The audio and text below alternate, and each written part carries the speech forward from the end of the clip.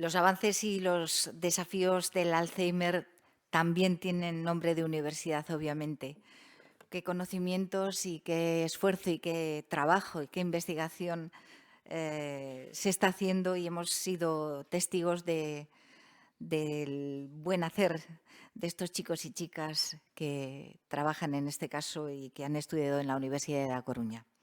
Bueno, vamos con otra mesa redonda antes de ir a comer, ¿vale? Es el momento de escuchar los avances, las investigaciones que están en marcha para conocer aún más las enfermedades neurodegenerativas. De hecho, están desarrollando investigaciones punteras, por ejemplo, en la Universidad de Vigo o en Barcelona. Los expertos destacan la importancia del diagnóstico temprano en el Alzheimer. Nos van a dar sus opiniones el neurobiólogo Carlos Espuch, investigador senior del Instituto de Investigación Sanitaria de Galicia Sur, de la Universidad de Vigo. Es el coordinador de la Red Gallega de Investigación en Demencias. Esta es una entidad, les cuento, que hace hincapié en la necesidad de hacer un estudio epidemiológico sobre precisamente las demencias en Galicia, porque no lo hay. El doctor Espuch lo demanda por las importantes conclusiones que se podrían derivar del mismo. Nos acompaña también.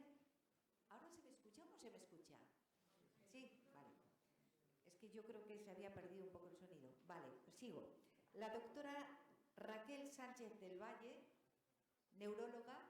Ella trabaja en el Hospital Clínico de Barcelona, coordina el grupo de estudio de conductas y demencias de la Sociedad Española de Neurología. En la detección temprana, la doctora Sánchez del Valle trabaja desde hace un tiempo en el uso de biomarcadores en sangre. Y tenemos la fortuna también en este caso de contar con la doctora Marta Saavedra, que va a moderar esta mesa, que ha titulado Avances en los tratamientos farmacológicos. Recordamos, la doctora Saavedra desarrolla su actividad médica como neuróloga en el CHUVI, el Complejo Hospitalario Universitario de Vigo. Así que, doctores Saavedra, Espuch y Sánchez del Valle, cuando quieran. Adelante.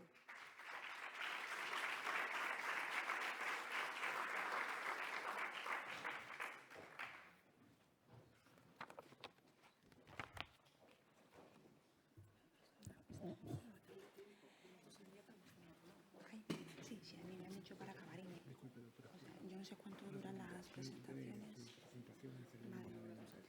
Vale. Bueno, si os parece, vamos a seguir el orden de comunicación de la mesa.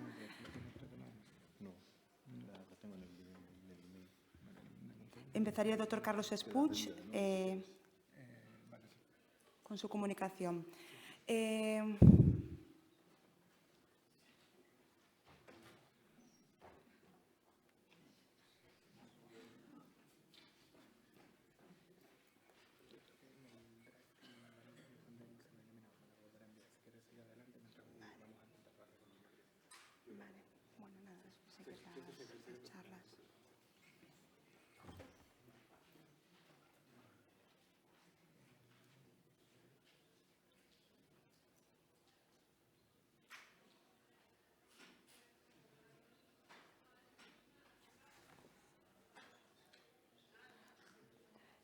Querría solicitar a los ponentes, puesto que vamos un poco mal de tiempo, un poco fuera de programa y el contenido es denso, por la tarde seguiríamos. No sé si es posible reducir, vamos a tener que renunciar al turno de preguntas posteriormente. Lo dejaremos para estos momentos que tengamos en común de charla y podemos reducir las ponencias pues, a media hora cada uno.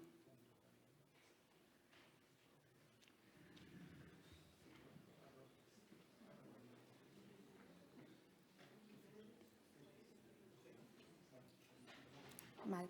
Invertiríamos entonces el orden porque hay unos problemas técnicos con la ponencia del doctor Espuch. Vamos a empezar entonces con la doctora Raquel Sánchez del Valle, que nos va a hablar pues, de avances en los tratamientos farmacológicos.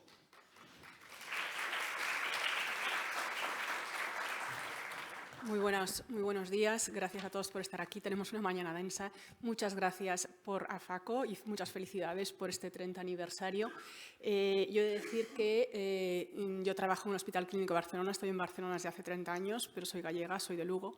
O sea que encantada de estar aquí con vosotros. Ya digo, hemos cambiado el turno porque los problemas técnicos. Estos son mis conflictos de interés. Y digamos que yo lo que voy a hablar es focalizarme ya no en una investigación, sino lo que ya creemos una realidad.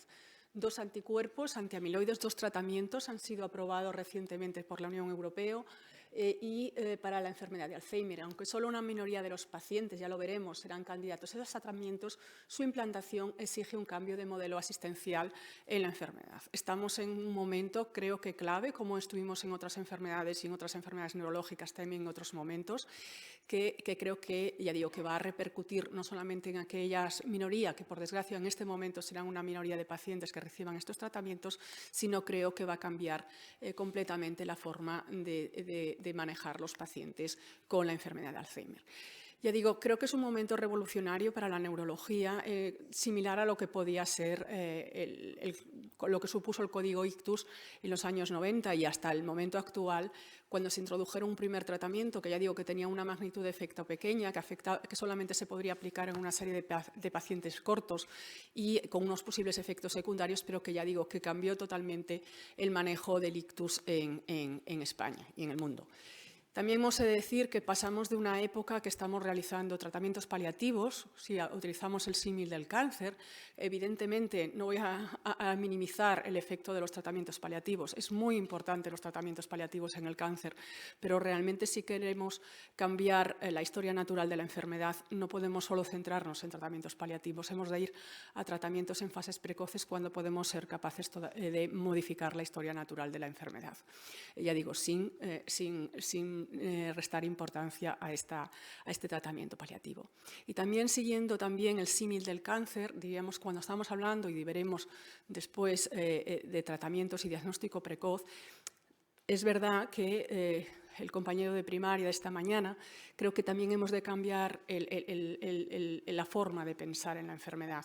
Es decir, si pensamos que una persona que ahora se nota un bulto en la mama, no es suficiente que le digan si usted tiene un bulto, vamos a esperar y ver a ver si este bulto es algo benigno y se queda ahí estable o realmente se trata de una enfermedad grave, pues estamos en el mismo momento. No nos podemos quedar solamente decir, bueno, esta persona tiene unos cambios cognitivos, vamos a esperar y ver si estos cambios cognitivos evolucionan y se convierten en una enfermedad grave como la enfermedad de Alzheimer o si estos cambios cognitivos son por la edad. Creo que cuando una persona se nota cambios cognitivos, se nota un tumor en el pecho, un bulto en el pecho, hemos de saber si esto realmente es una enfermedad grave, es una enfermedad de Alzheimer o se trata realmente de cambios asociados a la edad. Y ahora tenemos los medios técnicos para hacerlo y pronto esperemos que en España el Ministerio lo está evaluando, esperemos que dentro de nuestro Sistema Nacional de Salud podamos tener también alguna herramienta, ya digo, no evidentemente lo que tenemos en cáncer de mama, pero alguna herramienta para empezar a cambiar la historia natural de la enfermedad.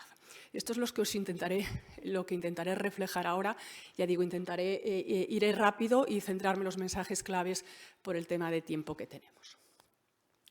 Ya digo, ahora mismo la enfermedad de Alzheimer se conceptualiza como un continuo biológico, en el cual la demencia, cuando una persona tiene una afectación relevante de su actividad diaria, es la fase final. La demencia es la fase final de la enfermedad de Alzheimer. Pasan muchos años desde que una persona empieza a acumular estas alteraciones en su cerebro, desde que empiezan los primeros cambios hasta que llega a esta fase final. Ya diríamos, si hacemos el símil del cáncer, la demencia en la enfermedad de Alzheimer es ya la enfermedad metastásica. Hay muchas fases antes que ya estamos conociendo y que hemos empezado a diagnosticar y que esperemos que pronto podamos empezar a tratar también. La enfermedad de Alzheimer se caracteriza por una disfunción de la vía amiloide. Esto es una proteína amiloide que sabemos que, si hablamos de las formas de Alzheimer, puede acumularse la proteína amiloide en estas placas. A ver dónde está aquí el puntero en estas placas, que esto es una imagen que vemos, las placas de amiloide en los cerebros de Alzheimer, y esto se puede acumular por dos motivos.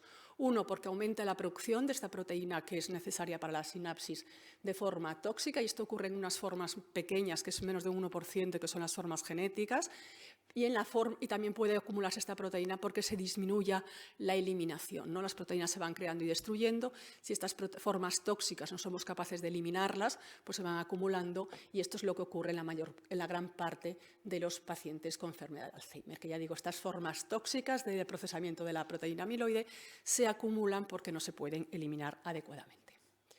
Esto son las formas finales, ¿no? Estos son cerebros que tenemos en nuestro banco de tejidos neurológicos en Hospital Clínic para investigación. Este sería un cerebro de una persona donante sin Alzheimer, y esto sería el cerebro post-mortem de una persona que falleció con Alzheimer, en la que vemos pues, lo que decimos, la atrofia, ¿no? Hay una pérdida neuronal importante, el peso del cerebro es casi la mitad cuando fallece el paciente, porque digamos se ha perdido todas estas neuronas y todo lo que sostiene a estas neuronas. Esto es lo que realmente produce los síntomas. Cuando vamos al microscopio volvemos a ver las dos cosas, ¿no? Lo que decíamos, las placas de amiloide y otra proteína muy importante, pero que se considera que viene más tarde, que es la proteína tau fosforilada. Y estos depósitos de amiloide y estos depósitos de tau es lo que hacen la enfermedad de Alzheimer.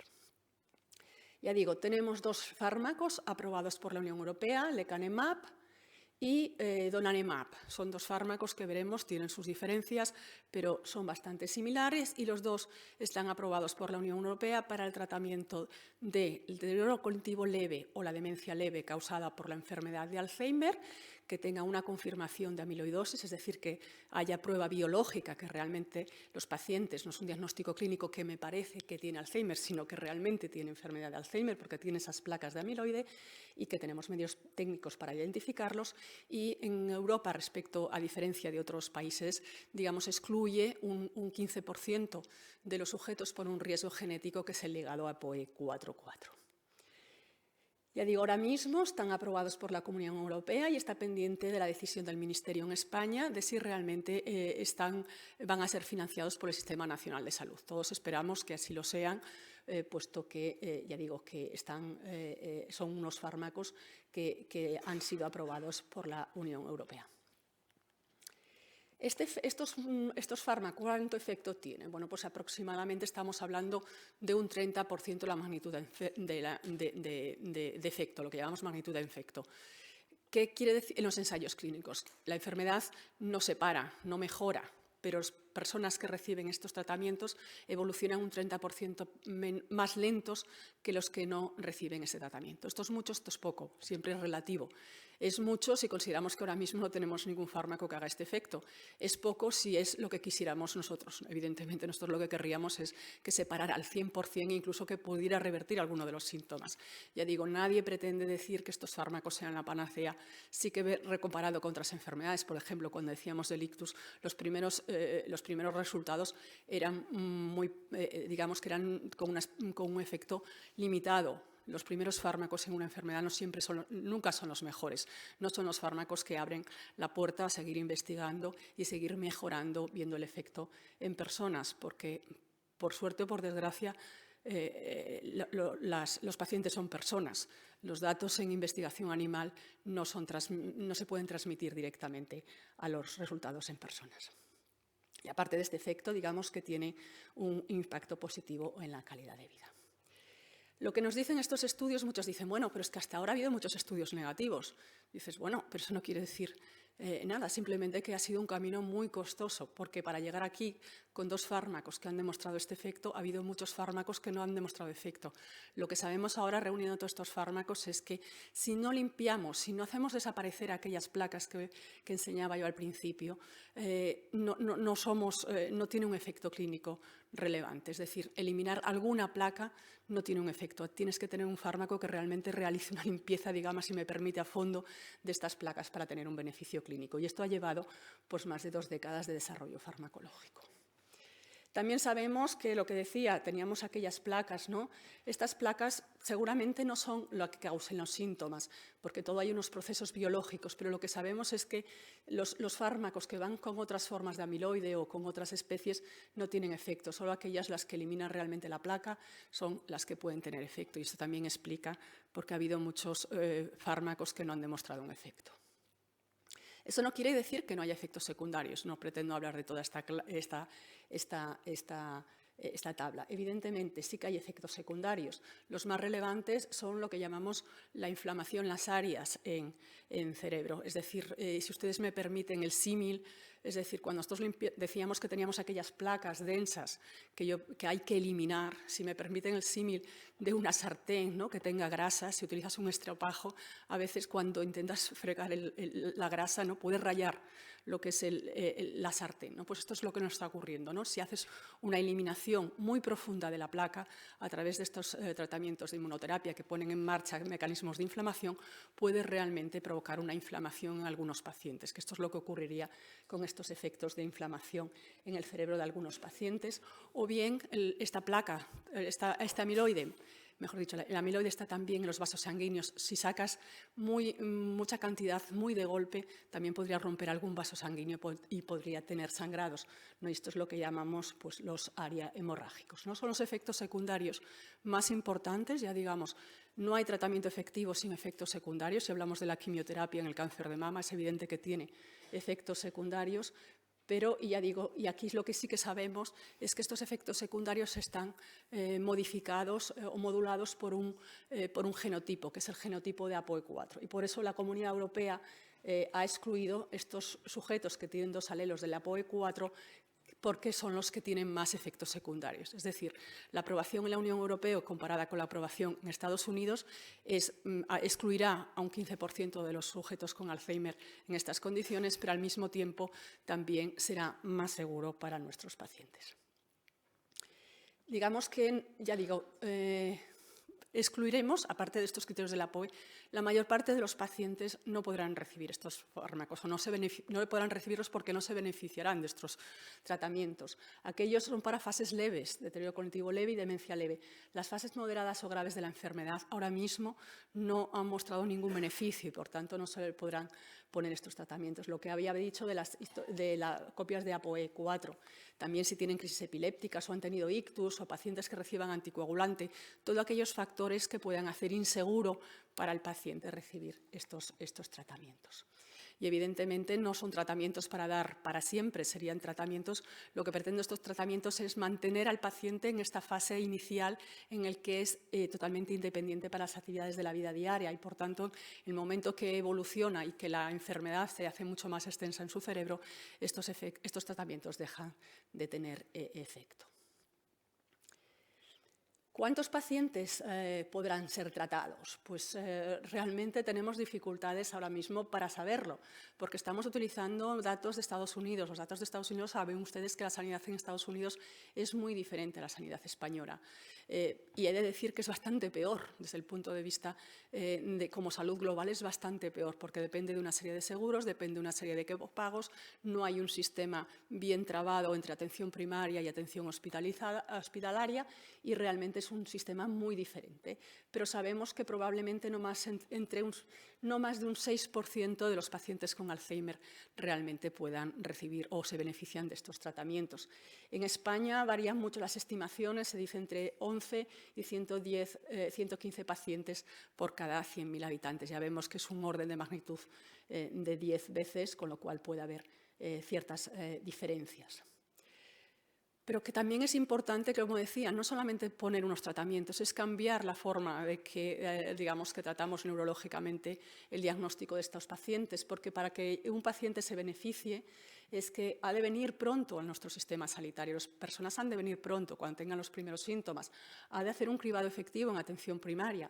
Y el deterioro cognitivo leve ya no debe quedarse ya en atención primaria, ya de saltar al siguiente nivel, porque es en esa fase cuando tendrán mayor beneficio los pacientes. hemos de hacer un diagnóstico precoz con confirmación de lo que decíamos, confirmar que realmente es Alzheimer o descartar que es Alzheimer. No podemos quedarnos en el límite de que es un deterioro cognitivo. Hemos de confirmar o descartar que es enfermedad de Alzheimer. Se ha de hacer, bueno, pues una serie de pruebas, un estudio genotipo, se ha de tener, son tratamientos intravenosos con los cuales se han de poner en hospitales de día. Ya digo, todo muy similar a lo que se está haciendo en cáncer. Monitorización de estos efectos adversos, atención continua neurológica. Se ha comentado esta mañana que habían de estar a 30 minutos. Esto no es correcto, ¿eh? El paciente puede estar en cualquier parte. Simplemente pues, ha de venir pues, al hospital a ponerse el tratamiento porque será un tratamiento hospitalario 1 o 2 veces al mes. Habrá un seguimiento clínico y, evidentemente, habrá que decidir cuándo el paciente ya no se beneficia más de estos tratamientos. Para el sistema sanitario, sí, o sea, no podemos decir que no se puede hacer. Claro que se puede hacer. Hemos de tener, igual que cualquier revolución en la atención sanitaria, como fue el Código Ictus, hemos de hacer cambios, pero hemos de poder hacer estos cambios. Estamos muy orgullosos, yo estoy muy orgullosa del sistema sanitario en España, a pesar de todas las dificultades y que siempre lo querríamos mejor. Yo estoy convencida que lo podemos hacer. Y si los americanos lo han hecho con un sistema, ya digo, que es mucho peor, puede ser más elitista, pero para la población general es mucho peor, nosotros también vamos a ser capaces. Eso no quiere decir que necesitamos voluntad y necesitamos medios para ellos. Necesitamos, ya digo, que los médicos de familia puedan hacer unos cribados efectivos, necesitamos que tener las herramientas para hacer este diagnóstico precoz, necesitamos unidades expertas para controlar todos estos factores. Esto, ya digo, ¿tiene sus dificultades? Sí, pero que vamos a ser capaces de hacerlo, seguro. Perdón. Ya digo, a nivel de los centros prescriptores, ya aquellos centros que ya ahora mismo, en esta fase, ya veremos más adelante, en esta fase se habla de tratamientos hospitalarios, ya digo, porque son intravenosos, pues habrá que tener equipos multidisciplinares, neurólogos, pero también otros muchos especialistas. Aquí muy importante también el efecto de las enfermeras expertas en esta patología, recursos estructurales, resonancias, hospitales de día, PET, biomarcadores, protocolos, procedimientos y circuitos. Hemos de mejorar las rutas asistenciales.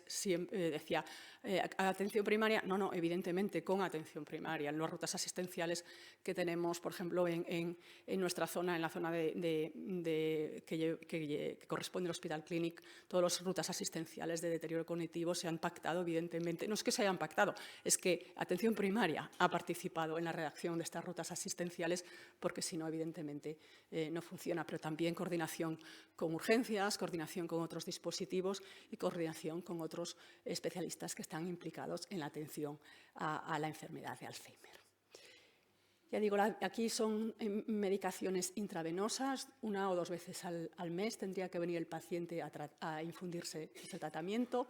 Tendría que hacerse una serie de resonancias, unas 4 o 5 resonancias durante el primer año para controlar estos efectos adversos y, evidentemente, muy importante, esto es un tratamiento que el paciente, con las personas con enfermedad de Alzheimer en esta fase, en general, hemos de considerar que tienen competencia mantenida para tomar decisiones sobre su salud. Y ha de ser la persona, valorando todos los pros, todos los cons, el que ha de decidir si realmente quiere entrar en estos tratamientos. Evidentemente, el que va a asumir los riesgos es el paciente, el que va a asumir todas las visitas es el paciente también y todas las pruebas es el paciente, también con la familia, evidentemente, pero el paciente ha de ser plenamente consciente de los beneficios, de los riesgos y tomar una decisión. Ya digo, el conocimiento sobre la visión de la enfermedad de cada persona puede ser muy diferente, ¿no? Y hemos de tener en cuenta realmente la visión de la enfermedad. Si quiere ser, digamos, si me permiten, más agresivo en este tratamiento de su enfermedad o prefiere ser más conservador. Y esto se ha de respetar siempre. Y, ya digo, con una evaluación personalizada de los riesgos y beneficios en cada caso. Ha de ser una transmisión de información de forma completa y comprensiva. Hemos de desarrollar herramientas de apoyo en la toma de decisiones. Puede haber algún elemento que sea complejo de entender, lo hemos de hacer fácil para que las personas lo entiendan y hemos de formar y capacitar a los profesionales de salud que intervienen en todo el proceso para que en habilidades de comunicación sobre estos fármacos y el proceso sobre el enfermo.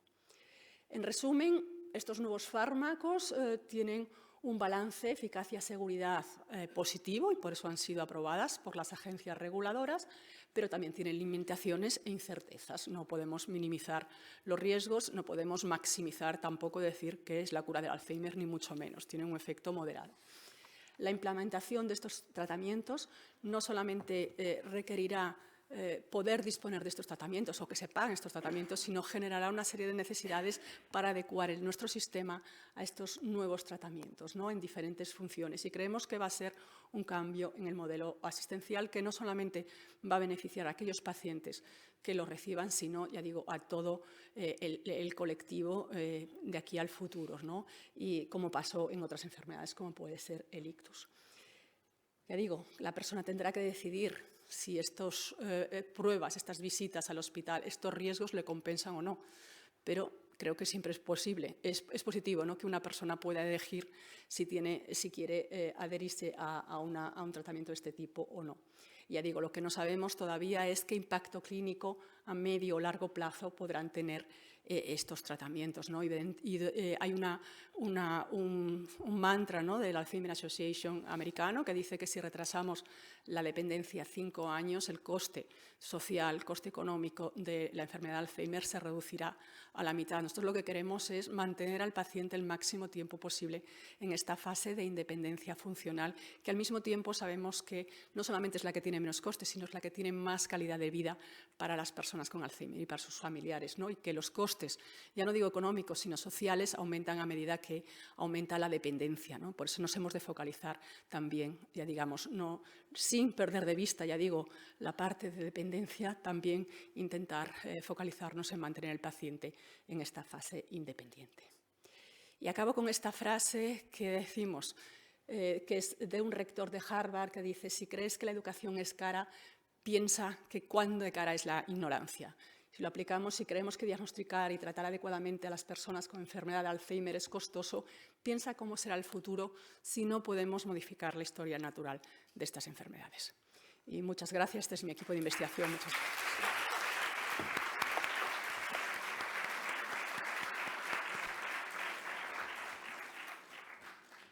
Muchas gracias, doctora del Valle, por este ajuste improvisado de horarios. Seguimos con la presentación del doctor Carlos Espuch.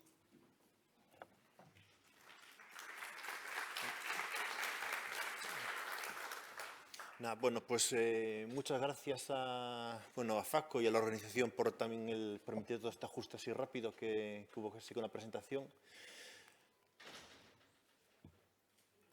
Yo lo que os voy a hablar un poco ya es, partiendo un poco ya de lo que habló ella, es de qué va a venir ahora, ¿no? Desde el punto de vista más de la investigación clínica, nosotros trabajamos más en el desarrollo de biomarcadores y diagnósticos, pero ¿de qué está por venir, ¿no? A lo que nos enfrentamos. Aquí tenéis la típica gráfica de diferentes biomarcadores. De hecho, nosotros estamos trabajando en otros que aún estarían antes, pero si veis las primeras, digamos, esa violeta y azul, es amiloide y tau. Algo que pues, todos neurólogos y psiquiatras saben perfectamente es que al final las personas con Alzheimer tienen eso, lo cual eso implica que tiene sentido, es decir, el intentar desarrollar fármacos contra eso. Entonces, aquí Raquel lo habló antes, ¿no? El amiloide y las placas es diferente, sobre todo a nivel molecular. Lo asociamos todo a un nombre, nada más esos pegotes que veis ahí, pero es diferente. Dependiendo de qué fase están, hay oligómeros, monómeros, dímeros, trímeros, etcétera. Hay un proceso largo de producción, digamos, de placas. Y el desarrollo de fármacos es diferente. No es lo mismo cuando hablamos de un antiamiloide contra una cosa u otra, es diferente. Y por eso hubo tantos fracasos y por eso pues, en el futuro pues, habrá otros éxitos, ¿no? Al final lo que vemos es todo eso, esas placas que ya antes nos lo mostraban, las diferentes placas, depende de dónde se pongan en el cerebro, tienen diferente estructura. Y eso va a implicar que pues, los neurólogos cuando tengan aún más herramientas, podrán trabajar con diferentes tipos de amiloide, de anticuerpos, muy probablemente, ¿no? Aquí tenéis algo que se sabía desde hace muchos años ya. Es decir, las placas no se ponen en cualquier lado, el amiloide no aparece en cualquier lado en el cerebro, ¿no? Le parece que aparece por todos lados cuando vemos las imágenes de resonancia, sino que aparecen en sitios muy concretos. Ahí estáis viendo, bueno, medio se ve, ¿no? Son neuronas excitatorias. Pues las placas de amiloide se ponen en se ponen en las membranas de las neuronas excitatorias en la corteza, justo donde conectan con las inhibitorias. Claro, ¿qué ocurre? Que lo que ocurre es una hiperexcitación anómala, digamos, en la corteza cerebral. Traduciéndolo a lo mejor en palabras normales, pues ocurren cambios cognitivos nuestros, digamos, ni males ni buenos, simplemente ocurren cambios y aparte ocurren en zonas muy concretas. Se sabe que de estas placas se empiezan a acumular mucho en el precunio. Pues justo con esto, esos trabajos ya se conocían ya desde hace años, de hecho fue Javier de Felipe, un neuroanatomista muy famoso del CSIC, el que los descubrió.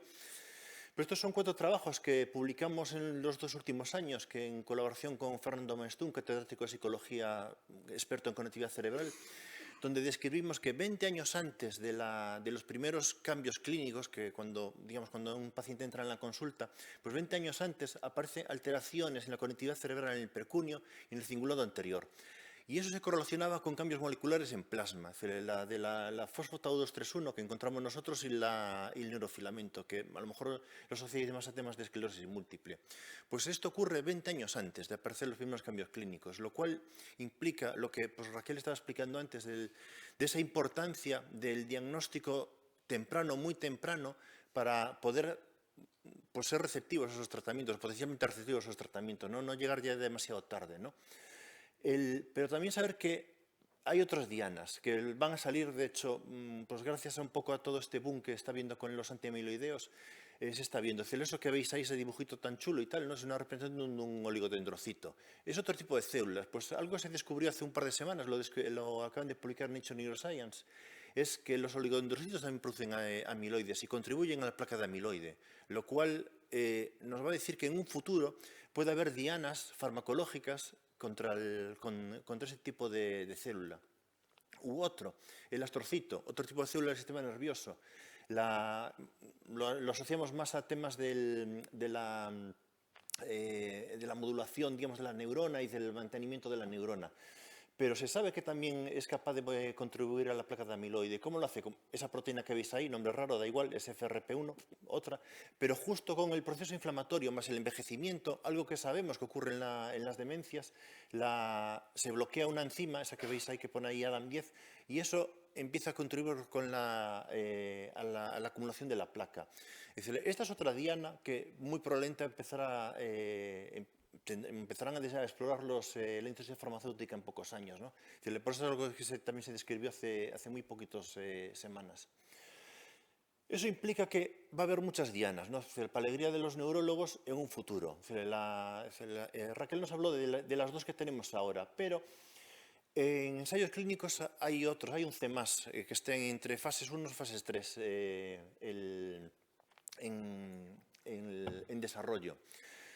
Las 2 que ya habló Raquel, ¿no? El Lecanemab y el donanemab, ya las tenemos, Raquel lo describió muy bien, pero en el resto que tenéis ahí, que os saldrán o no saldrán, ahora os lo comento muy rápido, pero lo importante es que el anticuerpo depende de hacia dónde va y hacia qué zona de la molécula vaya, funciona o no funciona o funcionar a medias, ¿no? Es decir, y esta es la dificultad que tiene, no es solo el desarrollo de un anticuerpo y ya está. Aquí tenéis, de hecho, el amiloide es una proteína muy pequeñita, pequeña y complicada. Pues en esas rayas lo que veis son los anticuerpos, en qué zonas de los aminoácidos que reconoce cada anticuerpo en el amiloide. Eso hace que cada uno funcione diferente. Y cuando posiblemente demuestren eficiencia, pues los neurólogos, los psiquiatras, pues los emplearán para los diferentes tipos de modular los tratamientos, ¿no? Los voy a comentar rápido moléculas antiamiloideos que están en desarrollo en las diferentes fases, pero ya hay 11, no os voy a decirlos todos ni nada. Os voy a poner ejemplos de antiamiloideos diferentes, para que veáis un poco hacia dónde va, pero bueno, en que en pocos años lo veremos, digamos, la industria farmacéutica. Aquí tenéis este que desarrolla Roche, que es un anticuerpo, es un monoclonal, un antimiloideo clásico. De hecho, es uno que ya se está empleando de por sí solo. ¿Qué hizo Roche? Juntarlo con eso que veis ahí de un brain shuttle, que le llaman, es un receptor de transferrina. ¿Qué hace eso? Es una molécula que le gusta muchísimo la barrera hematoencefálica. Entonces, claro, ¿qué están provocando? Que este anticuerpo, que cuando lo infunden, Raquel que decía, ¿no? Son infusiones intravenosas. ¿Qué significa eso? Un fármaco se va por todo el cuerpo y se va mucho al hígado, se va mucho al riñón y lo queremos todo en el cerebro, ¿no? Bueno, lo queremos todo y controlado. Si consiguiésemos el que esos anticuerpos llegasen al cerebro de una forma controlada, seguramente a los neurólogos podrían bajar muchísimo la dosis y permitir que hagan su efecto beneficioso, reducir muchísimo ese extremo al llegar a dosis muy altas y a lo mejor pues el reducir los ARIA o reducir esos efectos secundarios, ¿no? Entonces, de ahí es donde están trabajando en moléculas que lleven los anticuerpos cerca de la barrera hematoencefálica y entren. Con este en concreto, que ya están en fase 3, es decir, ya están demostrando su efectividad, en fase 2 demostraron bien, no tuvo efectos tóxicos y tal, y demostró la bajada de los biomarcadores amiloide y tau. No lo voy a repetir más porque al final es lo que se hace en todos los ensayos clínicos, ¿no? ¿Qué ocurre amiloide? Baja. ¿Qué ocurre con tau? Baja. Perfecto, ¿no? Pues con ahora mismo están en fase 3. Con este de aquí terminaron la fase 1, es decir, no hubo toxicidad. Es un anticuerpo diferente, y va contra lo que se llama la parte piroglutámica del amiloide, ¿no? Dios, ¿qué es eso, no? El amiloide os decía que no es diferente, es decir, no es todo igual, el beta-amiloide cuando hablamos como tal. Las personas con Alzheimer en concreto tienen una que se llama el piroglutamato de amiloide, es decir, que es muy tóxico, es decir, y solo lo tienen ellos. ¿Qué hizo esta farmacéutica? Bueno, es una farmacéutica pequeña que lo que hizo, pues desarrollar un anticuerpo contra ello, para irse específicamente a los que tienen, es la hipótesis que plantearon ellos contra el Alzheimer, digamos, un Alzheimer más asentado, como quien dice, no irse a las fases más tempranas. Esto hay una gran farmacéutica, le vio buenos resultados y pues para que veáis un poco, ¿no? Se gastó 1.400 millones de dólares en comprar, querían comprar el fármaco y lo que hacen es comprar la farmacéutica entera, ¿no? Esto es muy clásico de la gran industria. Porque el anticuerpo que están empleando es el donanemab. Es decir, ¿qué hicieron ellos? El pegarle otra vez ese receptor de transferrina para incrementar, para llevar todo eso hacia el cerebro.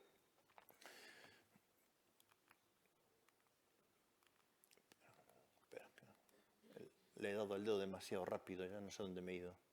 Me he perdido.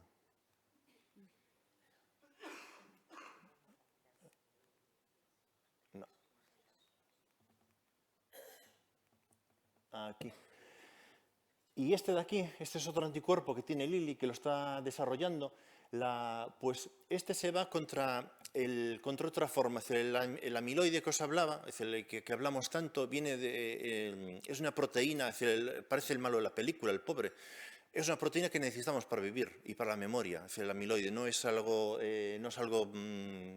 patológico en sí, ¿no? Es decir, ¿dónde viene esa? De otra proteína mayor, se llama APP. El Lilly lo que desarrolló es un anticuerpo contra la molécula madre, digamos, que donde viene que sea la APP. Y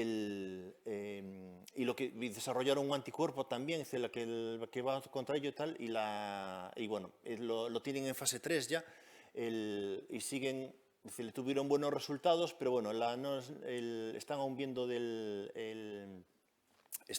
cómo administrarlo, que es un poco, porque la clave también de todo esto está que a veces el mismo fármaco, dependiendo de la administración, te cambia. Es decir, eso, por ejemplo, en psiquiatría se sabe mucho. Es decir, los antipsicóticos, por ejemplo, administrados orales o intravenosos con diferentes formas, cambia su efecto. Es decir, pues, como ya se llegó al punto que ya tenemos 2 anticuerpos intravenosos que funcionan, pues no, eso, como decía Raquel, no todo lo que se quiere, pero que ya están funcionando, ya están trabajando la industria farmacéutica en otras formas de administración, pues para que mejore, digamos, su efecto y reduzcan efectos secundarios.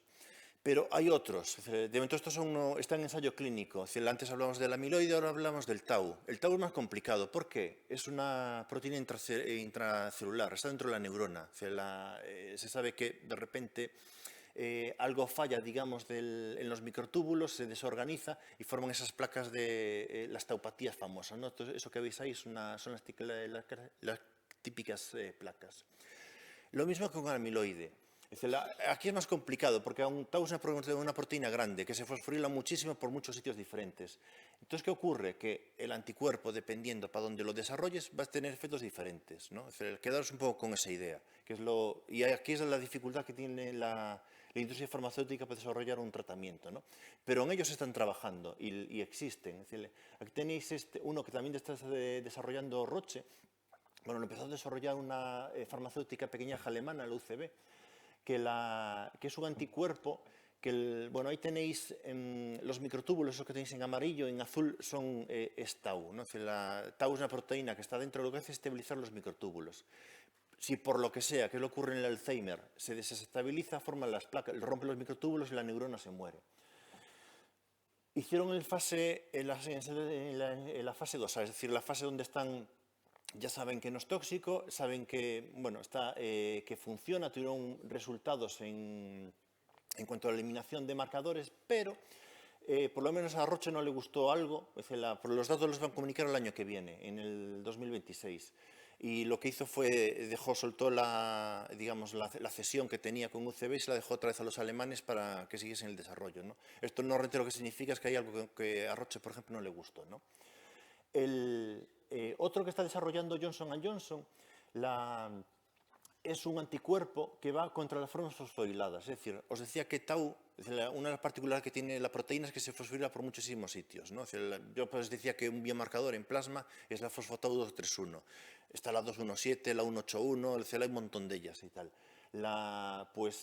Y se sabe que eso es lo patológico. No sabemos el por qué ocurre, pero eso es lo patológico.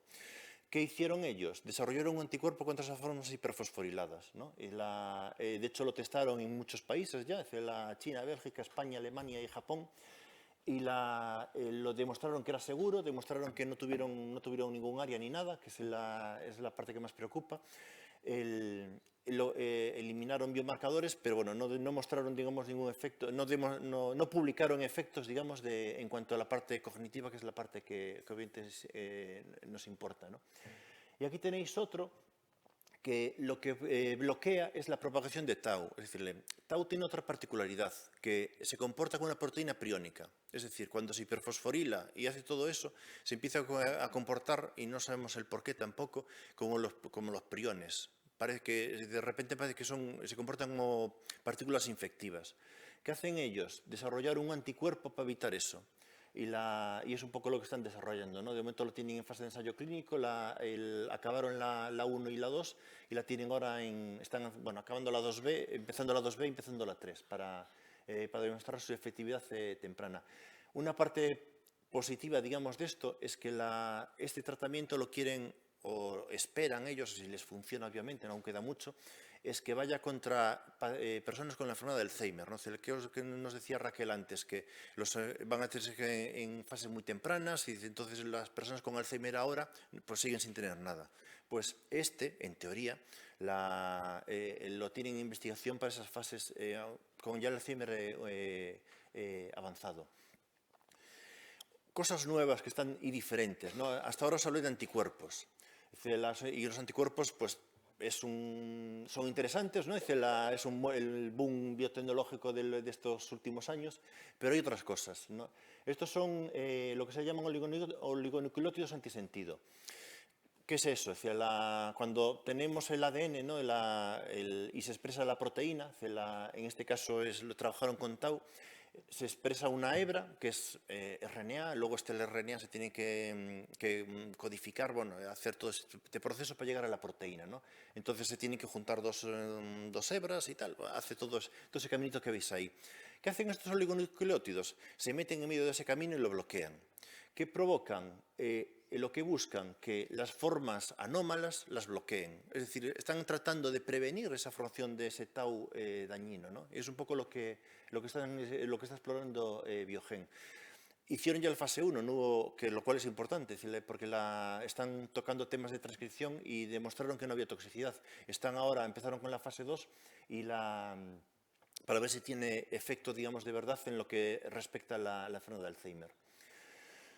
Y otra cosa nueva, que esto a lo mejor lo habréis visto fue muy reciente, se demostró que en los enfermos de Alzheimer, en la corteza cerebral, había una reducción de los niveles de litio. El litio es un oligoelemento esencial, muy importante para la vida para un montón de enzimas y un montón de cosas. Y se demostró que en la enfermedad de Alzheimer, en la corteza cerebral, en las neuronas, el litio estaba muy descendido. No se sabe el por qué, pero bueno, ya es un tema que de hecho yo ya lo había escuchado ya hace muchos años en Israel, ¿no? De cómo los iones metálicos están alterados en los enfermos de Alzheimer. Pues en animales, esto fue un estudio en animales, demostraron que el orotato de litio, el litio puede estar en muchas formas, no solo el clásico a lo mejor que todos conocemos es el carbonato de litio. Pero ellos demostraron que el orotato de litio reducía la patología del Alzheimer en ratones, ¿no? Y esto,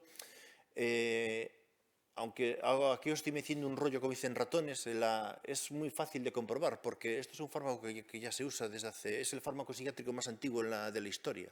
Entonces, sería relativamente sencillo el empezar a echar un vistazo a muchas historias clínicas y a ver qué ocurrió con pacientes con Alzheimer que estuvieron tratados con litio, por lo que sea, que los psiquiatras se lo dan como estabilizador del ánimo, y qué ocurrió ahí, ¿no? Entonces, por eso me parece muy interesante esta parte, ¿no? Y otra, también para que veáis que se hacen cosas en España y muy interesantes. Esta es una spin-off del CSIC, de Tretaneuron, que están trabajando en una terapia genética para evitar la enfermedad de Alzheimer, ¿no? Ellos lo que están, con unos virus y tal, y tratan de meter un factor de transcripción, que es eso que pone E2F4, es un factor de transcripción que regula la estabilidad neuronal. Demostraron, es un trabajo que de hecho yo lo empecé a ver cuando hice el postdoc en el Cajal, que estaba cerca del laboratorio de Frade, y lo desarrollaron hasta ahora y el año que viene van a hacer la fase 1, para demostrarle, digamos, la toxicidad. Pero hasta ahora, digamos, demostraron unos resultados positivos muy interesantes, ¿no? Y ya también, para que veáis también otra cosa diferente, es una molécula, de hecho una molécula oral, que lo que hace es pura química, nada más. Aquí no hay ni anticuerpos, ni rollos de genes, ni nada y tal. Que lo que encontraron que inhibía la creación de los oligómeros de beta-amiloide. Toda esa parte de eso que hacen los anticuerpos, pues ellos demostraron que esta molécula es capaz de inhibir todo eso. Esto abre una perspectiva diferente. ¿Por qué? Porque ellos lo quieren dirigir también hacia gente que tiene el genotipo APOE4. O sea, ellos es un genotipo que queda excluido de los tratamientos antiamiloideos, lo cual, pues para el que tiene la desgracia de tener ese genotipo, es una mala suerte, ¿no? Pero pues esta molécula la quieren dirigir, hacia todos, pero incluyendo también al genotipo de APOE4, lo cual pues abre una puerta súper interesante. Y aparte me parece más interesante que sea un componente químico. ¿Y por qué? Porque no hay nada que más le guste a una farmacéutica que le deis una molécula que funcione para que los químicos que trabajan para ellos empiecen a toquetearla por todos los lados para mejorarla. Y es un poco lo que está haciendo esta farmacéutica, y están en fase 3, es decir, que ya demostraron que tiene utilidad en la fase 2 y ahora están viendo, obviamente, en una postura un poquito más real, que es la fase 3, de si funciona o no funciona, ¿no? Y ya estoy acabando ya, ¿no? Aquí tenéis otra, es la que también me pareció muy, muy interesante. Es otro compuesto químico, que es un inhibidor de todo ese receptor que veis ahí con ese nombre rarito y tal, ¿no? También provoca una inhibición de los oligómeros de amiloide. Y de hecho, lo están testando no solo en Alzheimer, sino en la demencia en los cuerpos de Lewy, lo cual, pues, están de repente abriendo una puertita de esperanza, ¿no? A otro tipo de demencias que hasta ahora pues están también, entre comillas, olvidados, ¿no? Hay mucha gente trabajando en ellos, pero es de las primeras que de repente están testando para ese tipo de pacientes, ¿no? Y también para que veáis algo diferente, que no solo sea también la enfermedad, es la sintomatología. En las charlas anteriores y tal se hablaron mucho de antipsicóticos que se usan en Alzheimer, ¿no? Que en neurología lo usa muy habitualmente, ¿no? Son fármacos que obviamente se usan en psiquiatría habitualmente, es decir, que obviamente tienen utilidad en neurología, por supuesto, no están limitados. Pues este es un antipsicótico que están desarrollando específico para la psicosis por Alzheimer, que obviamente una psicosis es una psicosis, pero no es igual a una psicosis de un esquizofrénico a la que tiene una persona con Alzheimer, ¿no? Entonces, para que veáis un poco que se abrió muchísimo de repente el desarrollo farmacológico para la enfermedad de Alzheimer, ¿no? Que no quedó empantanado solo en promesas, ¿no? Y ya por último, todos habremos leído este fármaco antiobesidad tan famoso y tal, y se abrieron muchas esperanzas, porque los anti-GLP-1 tienen acciones neuroprotectoras, en modelos animales funcionaron muy bien para la neuroprotección, y Novo Nordisk, me tragué la lengua. Novo Nordisk, que es la farmacéutica que tiene la semaglutida y comercializa todos estos fármacos, desarrolló un ensayo clínico para tratar la enfermedad de Alzheimer, porque apuntaba muy alto, básicamente. Se creía que si bloqueaban todas esas partes asociadas un poco a obesidad y a diabetes, que es un poco lo que tratan aquí, pues mejorarían con la enfermedad de Alzheimer. Aparte, ha ayudado que esta molécula, si la metéis en unos ratoncitos en el cerebro, es neuroprotectora. Todo apuntaba bien, pues desgraciadamente falló. Esta semana lo publicaron ayer o anteayer, me parece, que acaban de suspender la fase 2 porque no tuvieron los efectos que ellos buscaban, ¿no?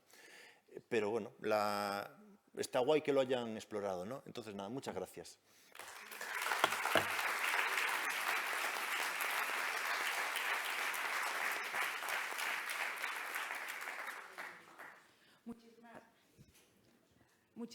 No sé si se escucha ahora. Muchísimas gracias a los ponentes por ajustarse a los tiempos y por este inconveniente de la hora.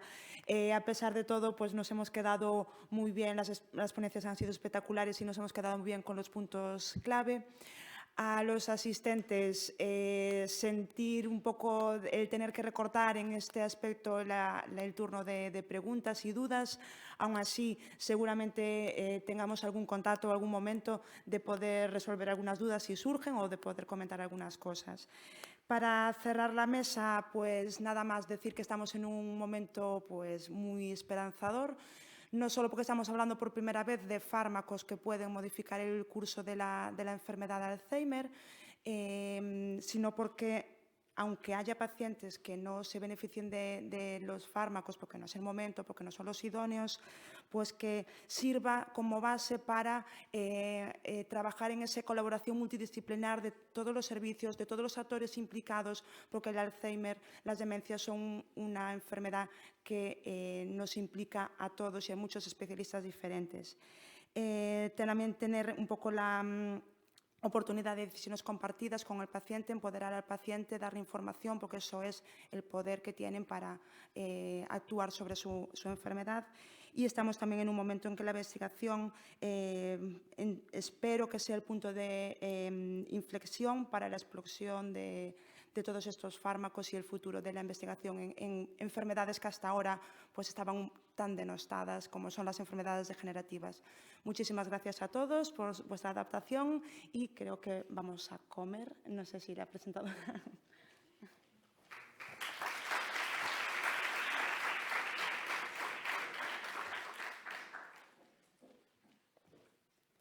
Nada, muy rápidamente. Ha sido una mañana muy densa, con mucho aprendizaje, pero el tiempo es el tiempo, así que nos pide la organización encarecidamente que a las 3:30 nos volvamos a ver aquí, ¿vale?